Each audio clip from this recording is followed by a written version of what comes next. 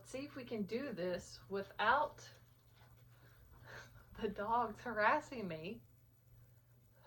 All right, skedaddle, skedaddle.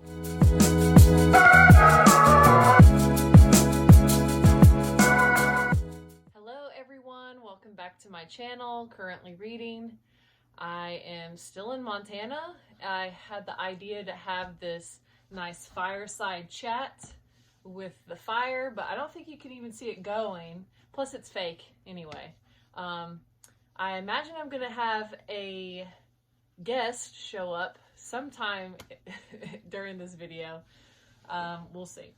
So, but yeah, so I thought this would be kind of cozy vibes, you know. It's really cold outside. It's like negative something today, which was a little ridiculous. It was like -8, but there's like hardly any snow on the ground, so it really, I can't do all my fun snow activities that I enjoy. So anyway, this is about books.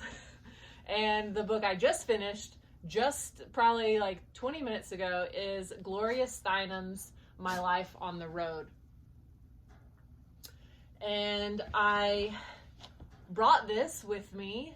I think in my last video I said that I really enjoy picking out the books that I'm going to take with me on a road trip. And so I decided to bring this one because it's a road trip book. And I first heard about it from the podcast that I used to listen to, Women on the Road. And they compiled a list of books about women traveling, road trip type of things. And so this was on the list, and I was intrigued because Gloria Steinem is well known in the feminist movement. I'll get more into that later, but so I was intrigued and put it on my paperback swap wish list and ended up getting it sometime last year or maybe the year before. I'm not really sure. So I decided it was finally time to give this a shot and read it, and I loved it. I feel such a connection with her. But anyway, so like I was saying, I don't know that much about Gloria Steinem. I think recently, last year I watched the show Mrs. America, and it had, you know, obviously actress play her. And it was about the trying to pass the Equal Rights Amendment in the 70s.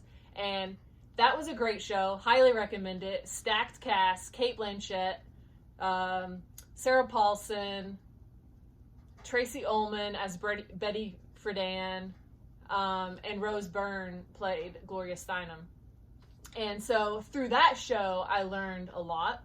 Did not know about the Equal Rights Amendment.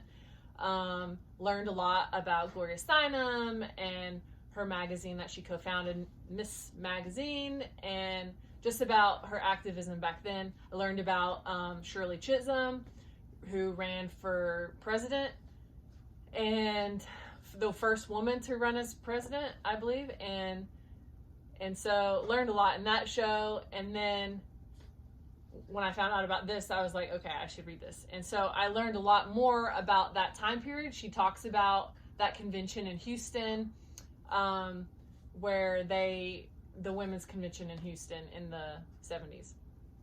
And so now I feel like I want to go back and watch that show again, Mrs. America, because now I feel like I'll understand it better. And actually, after I watched that show, I also read Betty Friedan's The Feminine Mystique, which is a classic in feminist literature. Definitely has, you know, it's problematic, and I'm not going to get into that.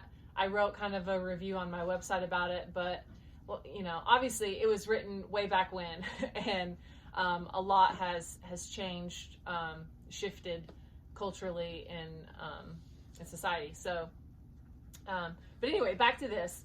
I really immediately felt connected to her because she travels so much, and because she's an activist. And so it was really interesting how obviously this is it's a road travel book, but it's all about activism.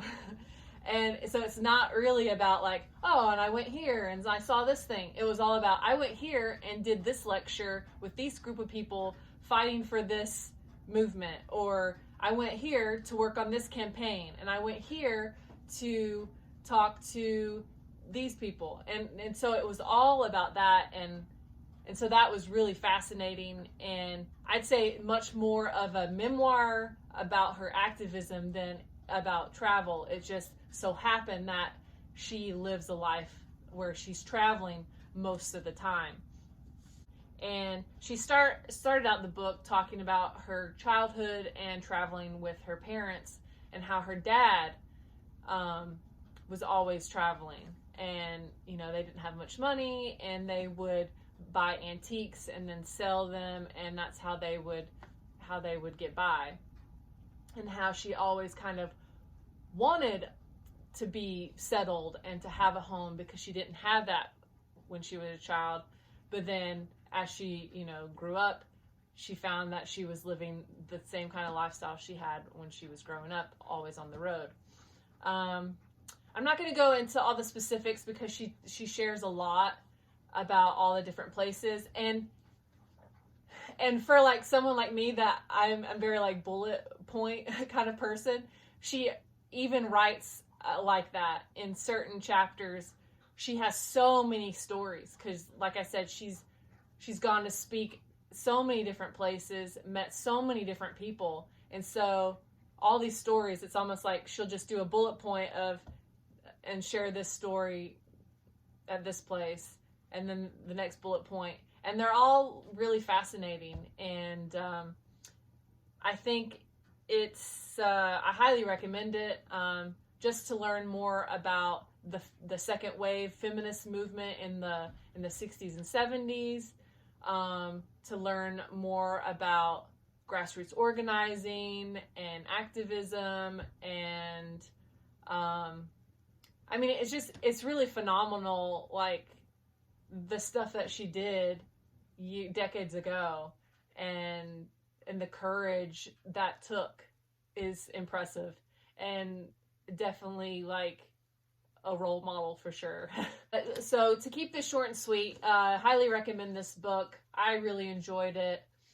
A blend of travel and activism, and basically like what I want my life to be about, really. Maybe I'll even read the last part that she wrote in here. Let's see. In her afterword. I can go on the road because I can come home. I come home because I'm free to leave. Each way of being is more valued in the presence of the other.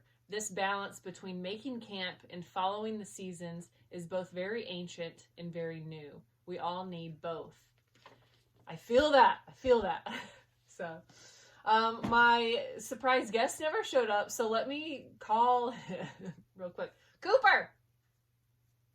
Cooper! Cooper! Cooper! Okay, fast forward to him showing up. Okay, I'll give you another one, because he's right here.